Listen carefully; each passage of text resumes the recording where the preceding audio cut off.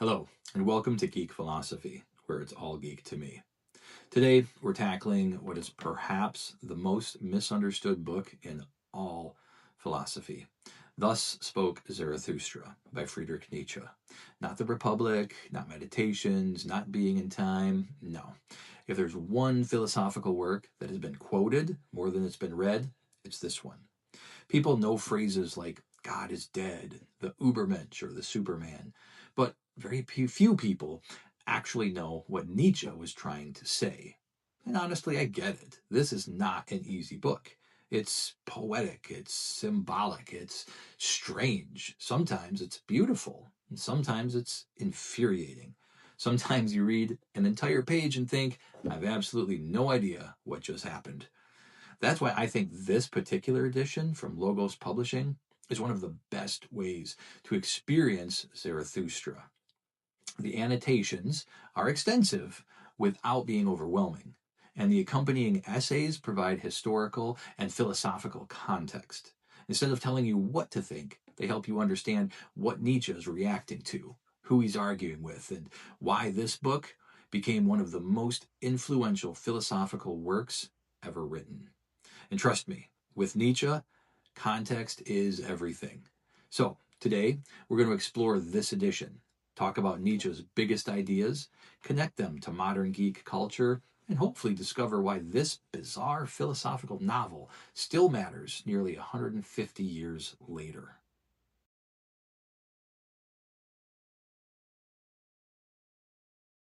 Most philosophers write arguments. Nietzsche writes stories. Actually, he writes sermons, parables, poetry, prophecy. The opening immediately tells us we're entering a different kind of philosophical world. Zarathustra leaves his home and retreats into the mountains to seek wisdom before returning to humanity. Rather than presenting premises and conclusions, Nietzsche gives us images, symbols, characters. It's almost like reading the book of Ecclesiastes mixed with the Lord of the Rings and a little bit of Dune thrown in. Frank Herbert actually admitted Nietzsche was an influence. And once you know that, you can almost hear Zarathustra echoing through Paul Atreides' journey.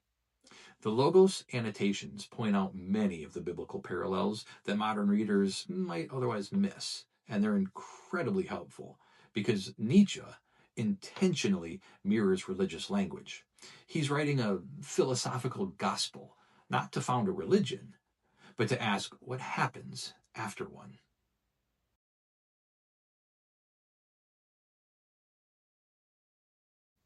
One of the most famous ideas appears early. Nietzsche writes, Man is something that shall be overcome. That sounds harsh, maybe even arrogant, but I think many people misunderstand it. Nietzsche isn't saying humanity is worthless. He's saying we're unfinished.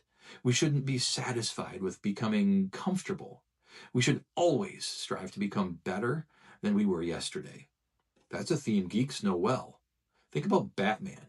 Bruce Wayne never decides he's trained enough. Tony Stark never builds his final suit. Rocky keeps climbing the mountain. Goku literally transforms every few story arcs, and even Spider-Man constantly struggles to become the person Uncle Ben believed he could be. The hero's journey is usually a story of self-overcoming. Joseph Campbell would later describe that pattern, but Nietzsche was already fascinated by the transformation of the self.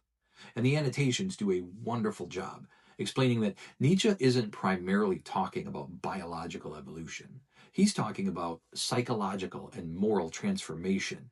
That's a very different idea than the one many critics attribute to him.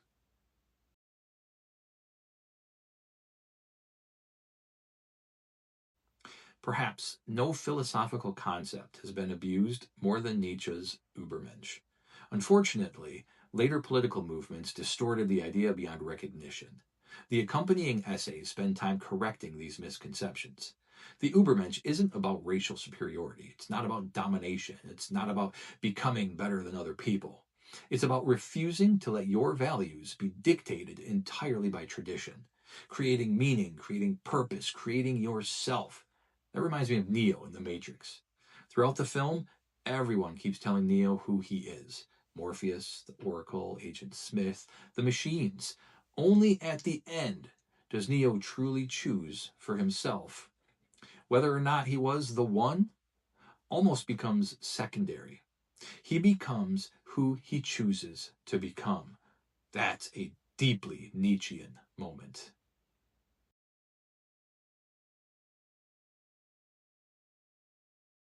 Now, let's address the elephant in the room. God is dead. Ironically, that exact line isn't actually from Thus Spoke Zarathustra. It's from The Gay Science. But Zarathustra explores what happens after that declaration.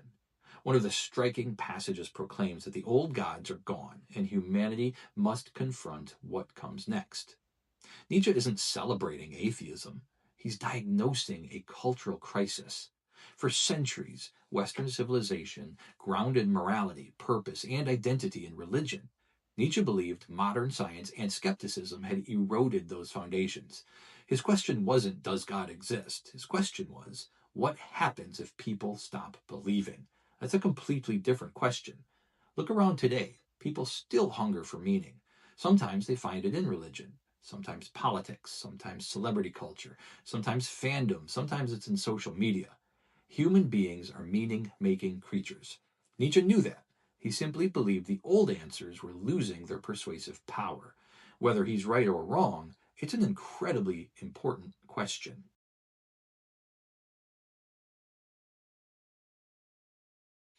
One of Nietzsche's shortest ideas is also one of his deepest. Become who you are. Wait a minute. How can I become who I already am? Because most of us spend our lives becoming who everyone else expects us to be. It might be parents, it might be teachers, it might be friends, even politics, culture, religion, social media. We inherit scripts. Nietzsche asks us whether we've ever examined them. Who would you be if nobody told you who you should become? That's uncomfortable. But philosophy should be uncomfortable. That's why I love discussing books like this. Great philosophy doesn't simply answer questions, it creates better ones.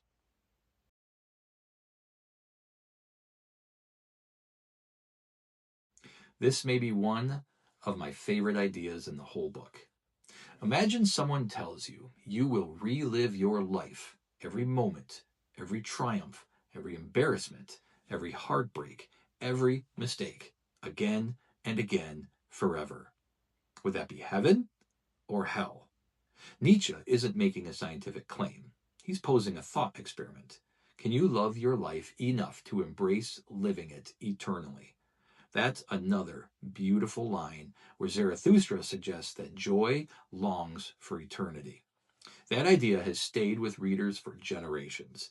Every time I think about it, I ask myself, am I living in a way that I would willingly repeat? That's an incredibly practical, philosophical question.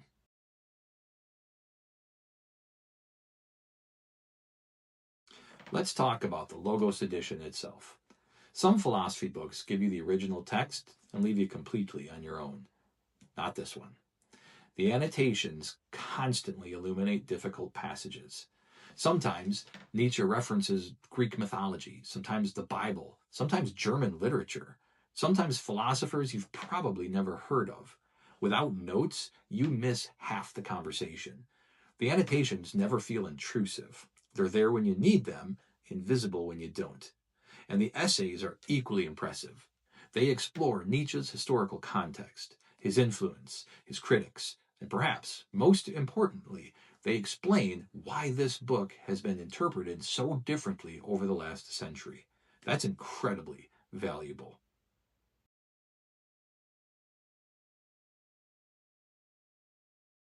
Once you understand Nietzsche, you start seeing him everywhere. Neo, Batman, Walter White, Paul Atreides, the Doctor, even characters like Loki. They all wrestle with questions of identity, power, morality, purpose, and transformation. Even The Matrix asks a fundamentally Nietzschean question. If the world you've inherited is false, who do you become? The red pill isn't just about reality, it's about responsibility. Freedom means creating yourself. That's classic Nietzsche.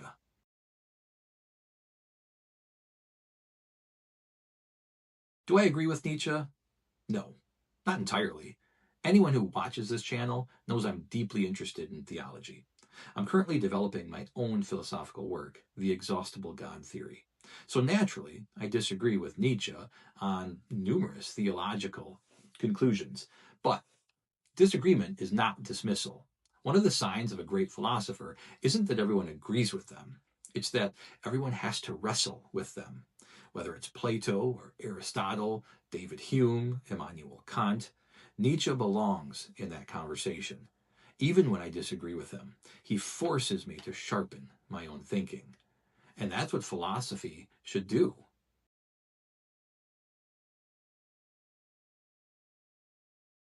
Late in the book, Zarathustra says something I think every philosophy student should hear.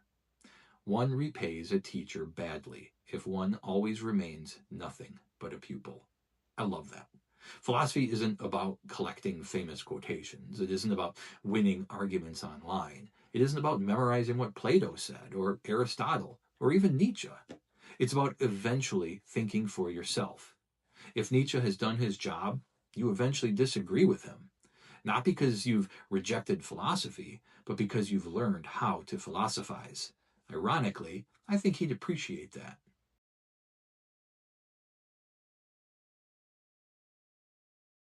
So, should you read Thus Spoke Zarathustra? Absolutely. Should it be your first philosophy book? Probably not. But if you're ready for one of philosophy's deepest, strangest, most rewarding experiences, then this Logos Publishing edition, it's the one that I'd recommend. The annotations are exceptional.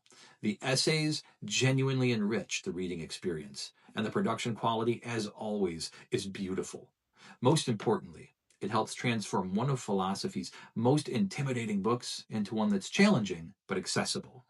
If you'd like to pick up your own copy, I'll have my Logos Publishing affiliate link in the description below. And don't forget to use my promo code Jeremy, Jeremy, to save on your order. Every purchase helps support the channel and allows me to continue creating content that explores philosophy through the lens of the stories we all love. If you've read Thus Spoke Zarathustra, let me know in the comments. Did it inspire you? Did it confuse you? Did it frustrate you? Or maybe a little bit of all three. I'd genuinely love to hear your thoughts. If you enjoyed this video, please like, subscribe, and share. Share it with someone who thinks philosophy is boring, because if Nietzsche can be connected to The Matrix, Batman, Dune, anime, comic books, and modern storytelling, I think we've proven once again that philosophy is everywhere. This has been Geek Philosophy, where it's all geek to me. And until next time, don't just watch, think.